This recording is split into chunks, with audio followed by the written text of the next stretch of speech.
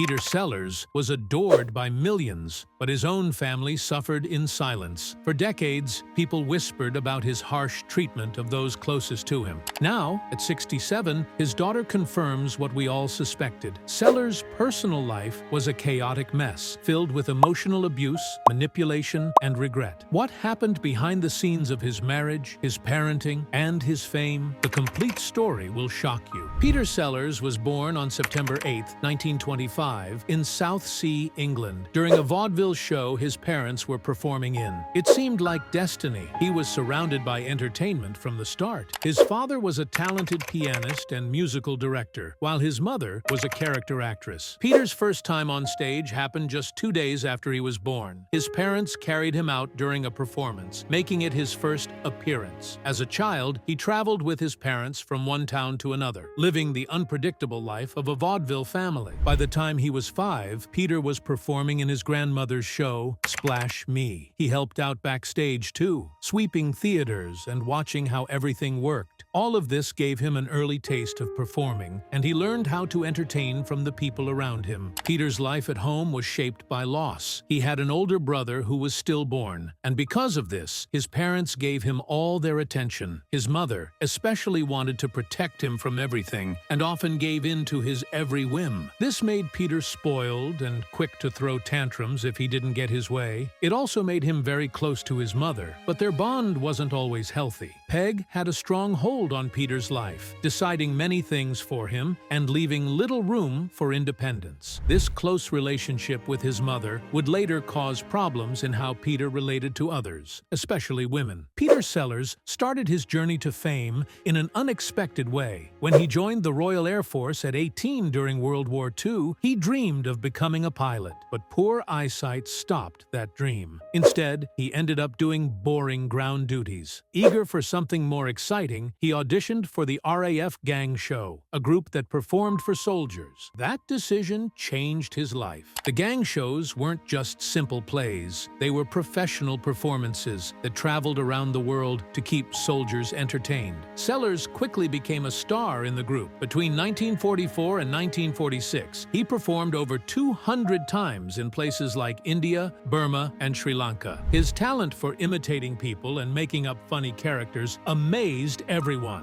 In 1951, Sellers found fame on the radio show The Goon Show. The comedy was unlike anything people had heard before. Silly, wild, and completely new. Sellers joined Spike Milligan, Harry Seacombe, and Michael Bentine to create a show that made millions laugh. By the time it ended in 1960, the show had gone from a small audience to nearly 7 million listeners. As his radio fame grew, Sellers started acting in movies. In 1955, he appeared in The Lady Killers, but it was The Mouse That Roared in 1959 that proved how talented he was. In that movie, Sellers played 3 completely different characters. He was so convincing that many people didn't realize it was the same actor in all 3 roles. The movie was a surprise hit in the United States and made Sellers an international star. But Sellers' success didn't come without challenges. Moving from radio to movies was hard because he had to do more than just use his voice. On screen, he had to act with his whole body, his face, movements, and even the way he stood. Sellers took this seriously, often using makeup and costumes to completely transform himself. After that, Sellers started working with Stanley Kubrick, a very famous and demanding director. Their first project together was Lolita in 1962, but their next movie, Dr. Strangelove in 1964, made film history. Kubrick loved working with Sellers because of how creative he was. Sellers had so much freedom to improvise and make scenes even better. At first, Kubrick wanted Sellers to play 4 different roles in the movie, but Sellers hurt his ankle, so he ended up playing 3. Sellers worked hard to make each role special. He practiced accents for hours and studied every detail to make the characters feel real. His performance was so good that he got an Oscar nomination for Best Actor. Even though he didn't win, people still talk about how amazing he was in that movie. One of Sellers' most famous characters came a year before Dr. Strangelove. In 1963, he played Inspector Clouseau in The Pink Panther. Clouseau wasn't supposed to be the main character, but Sellers made him so funny and unforgettable that he became the star. He gave Clouseau a ridiculous French accent, clumsy movements, and silly facial expressions that made everyone laugh. Sellers once said that he always started with the voice of a character. Once he figured out how they sounded, the rest, like how they moved and acted, came naturally. People loved Clouseau so much that Sellers kept playing him in several sequels, including A Shot in the Dark and The Return of the Pink Panther. Each time, he made the character funnier and more lovable. After Sellers died, other actors tried to play Clouseau, but no one could do it like him. The role remains one of the funniest and most loved characters in movie history, all because of Sellers' genius. Peter Sellers married Anne Howe in 1951, and at first, their life together seemed full of promise. They met during World War II and seemed to make a great team. But once Sellers became famous through his work on The Goon Show, everything started to change. His career took off, and his behavior toward Anne became cold and cruel. One strange moment stands out. While sitting in his study, he sent Anne a telegram asking for coffee, even though they were in the same apartment. It was a clear sign of how distant and detached he had become. Over time, Anne struggled to deal with his unpredictable moods and growing ego. They had two children, Michael, born in 1954, and Sarah, born in 1958. But instead of bringing the family closer, Sellers' behavior made things worse. He was often harsh and hurtful toward his kids. One night, when Michael was just 6 years old, Sellers woke him up to ask if he thought his parents should divorce. A year later, he asked both children which parent they liked more. When Michael said he preferred his mother, Sellers got angry, which hurt their relationship even more. These moments left deep scars, especially for Michael. Things fell apart completely in 1960 when Sellers worked with Sophia Loren on the movie The Millionaires. He became obsessed with her and started telling people he was in love. He even claimed they had an affair, though Loren herself denied it. She told Sellers to go back to his family, but he couldn't let go of the idea of being with her. In a heartbreaking moment, Sellers told his family he loved Loren more than them. When little Sarah asked, "Daddy, don't you love us anymore?" Sellers cruelly said, "Of course I do, just not as much as Sophia Loren." It was a devastating moment for his children, one they would never forget. By 1962, the marriage was over. Anne had endured years of emotional pain, and the divorce left the family broken. Sellers' behavior toward his kids didn't improve. At one point, he sent Michael all his belongings in a big dramatic gesture that felt more hurtful than thoughtful. Another time, he wrote to Michael, saying he was disowned and should take his mother's last name. These acts only deepened the wounds. Apart from Sophia Loren, he fell for another woman named Britt Ekland. It all started in February 1964, when he saw her photo in a newspaper. He was instantly fascinated by the 21-year-old Swedish actress. Sellers, who was 38 at the time, wasted no time. He sent his valet to invite her to meet him at his hotel. Their first date was anything but normal. He took her to see his own movie, The Pink Panther. They didn't buy tickets. They walked in like VIPs and even got free popcorn. Afterward, Sellers introduced her to marijuana, something she'd never tried before. She later said she lost track of a few days because of it. Even though they had only known each other for 10 days, Sellers asked her to marry him on February 29, 1964. By March, they were married in a quick ceremony. Their families and the public were shocked. Many people couldn't believe how fast everything was happening, and some doubted it would last. A year later, on January 20th, 1965, they had their only child, Victoria Sellers. The media loved the story of this glamorous Hollywood baby. When Victoria was just 2 weeks old, she was already featured in a magazine photo shoot with her famous parents. But life at home wasn't as perfect as it seemed in the pictures. Their relationship was rocky, and Victoria grew up in an environment full of tension and drama. From the very beginning, Sellers showed how controlling he could be. Ekland was only 21 and didn't have much experience dealing with someone as powerful as him. He tried to control almost every part of her life, including her career and even her clothes. One time, while Ekland was filming Guns at Batasi in 1964, Sellers couldn't handle being apart from her. He sent someone to bring her to California for the weekend. When she got there, she found a wardrobe he had picked out for her, including fancy dresses and mink bikinis.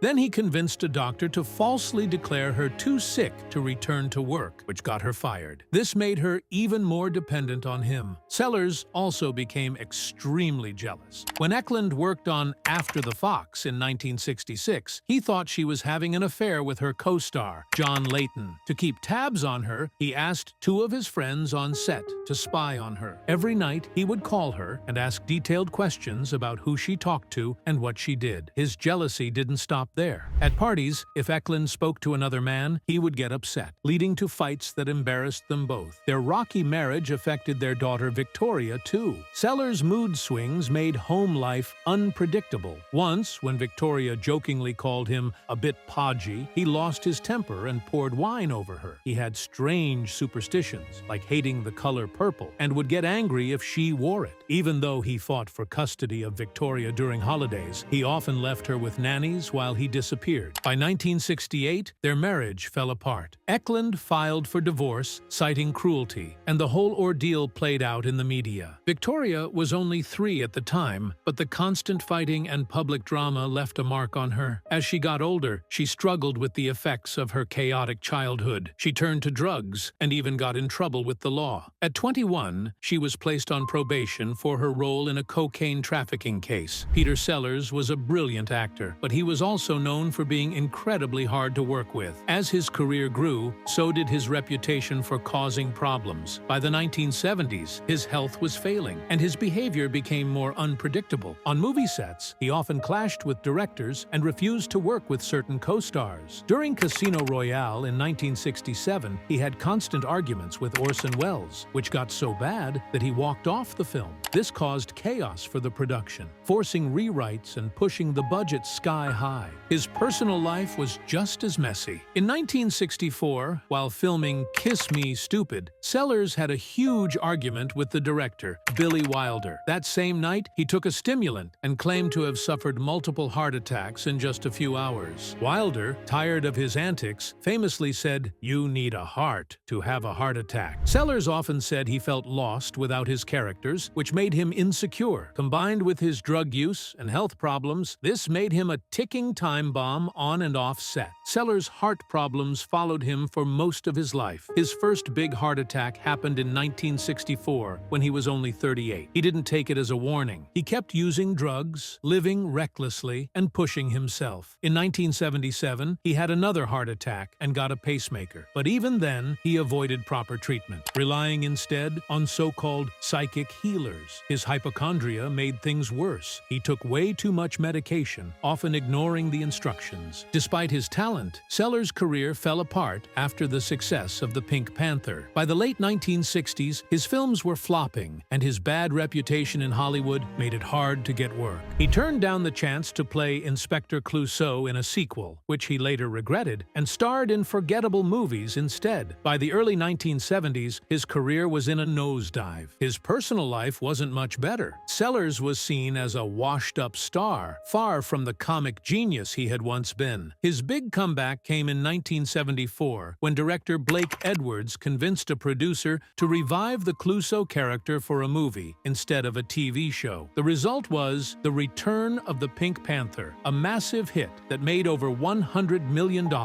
Sellers was back on top. He followed it up with 2 more successful sequels and finally got to make Being There, a film he had wanted to do for years. Critics loved how he made the character funny and meaningful at the same time. Roger Ebert gave the movie 4 stars and said Sellers' acting made the comedy powerful and sharp. Many people, including filmmaker Judd Apatow, called it one of the best performances in modern comedy. The movie ends with a famous scene where Chance walks on water. People still argue about what it means. Was it a sign of his innocence or a joke about how society blindly follows anyone? Sellers was nominated for an Oscar for this role, proving how great he was as an actor. This was his 2nd Oscar nomination. The first was for Dr. Strangelove in 1964. Sadly, he didn't win this time either. Sellers thought he lost because of an outtake shown during the movie's credits, where he breaks character and laughs. He felt it ruined the serious tone of the movie and made people see his role as less important. Even though he didn't win, the nomination was a big deal for Sellers. After years of making mixed-quality movies, it was proof that he could still deliver an amazing performance. After being there, things didn't go as well for Sellers. His final movie, The Fiendish Plot of Dr. Fu Manchu, 1980, was a disaster. The production faced a lot of problems, and Sellers' health was getting worse. Critics didn't like the film and said it wasn't funny or clever. Sellers played two characters in the movie, but his acting felt tired.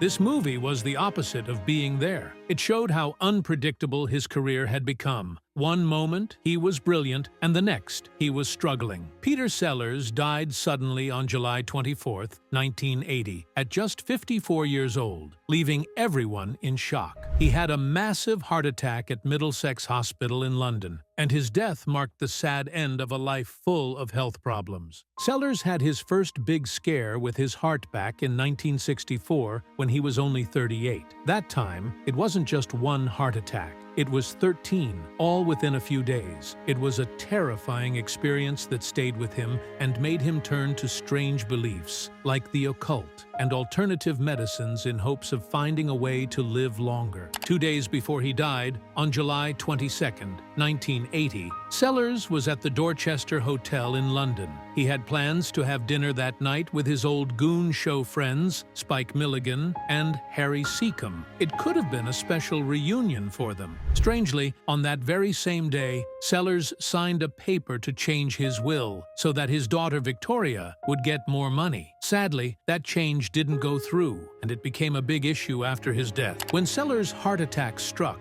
his condition got worse very quickly. A team of 10 doctors tried everything they could to save him, but nothing worked. His fourth wife, Lynn Frederick, stayed by his side, along with his second wife, Britt Ekland, and their daughter, Victoria. The doctors later explained that his heart simply stopped working, saying his heart just faded away. After Sellers passed away, his fortune became the center of a huge fight. His estate was worth £4.5 million, but most of it went to Lynn Frederick, his fourth wife. His 3 kids were each left just £800, which shocked everyone. This felt even more unfair because Sellers had tried to change his will to give Victoria £20,000 when she turned 21. But since the new will was never officially filed, the old one was used instead. Things got messier when people found out that Sellers and Frederick had signed a legal agreement in 1979. It said that if they divorced, Frederick would get £327,000 and their house in Los Angeles, but neither of them could inherit anything from the other. Since they didn't divorce before he died, Frederick still got almost everything. The story took an even sadder turn years later. Lynn Frederick died in 1994 at just 39 years old. She left everything she had inherited from Sellers to her daughter Cassie, who wasn't even related to Sellers. This meant Sellers' biological children ended up with nothing. The whole situation caused years of bitterness and legal battles, leaving a dark shadow over Sellers' legacy.